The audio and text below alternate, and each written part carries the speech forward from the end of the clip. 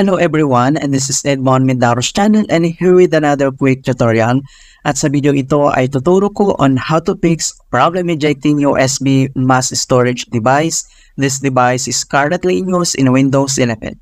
So this should hopefully be a pretty straightforward process guys, and let's go ahead. Minsan ay na-experience natin ito after i-remove yung USB flash drive sa PC or laptop. Ganito yung makikita natin na problem ejecting USB mass storage device. This device is currently in use. Kung paano ba natin aayusin yan? So, ipalo lang ang step by step natin. Ang next step ay dito lang si start menu. So, right click lang tayo. And then, select mo lang yung disk management.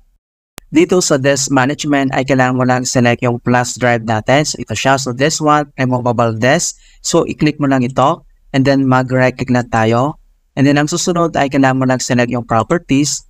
Dito sa kanyang properties ay kailangan mo lang select yung hardware. So, click mo lang yan. And then dito sa kanyang hardware properties, so nakikita mo dito yung on disk drive. So, kailangan mo lang select yung flash disk USB device. So, click mo lang yan. And then dito naman sa baba ay kailangan mo lang select yung properties.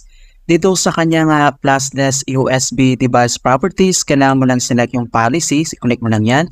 And then dito sa kanyang policy ay kailangan mo lang select yung Twitter performance. So, enable lang natin yan or i-turn on natin. And then, enables write caching in Windows but you must use the simply remove hardware notifications icon to disconnect the device safely. And then, ang susunod ay click mo yung OK. Alright, so ganoon lang po kasimple mga kaibigan kung paano natin i-fix yung problem ejecting USB mass storage device. At kapag i-remove na natin ang USB flash drive ay kailangan mo lang select yung safely remove hardware and eject menu.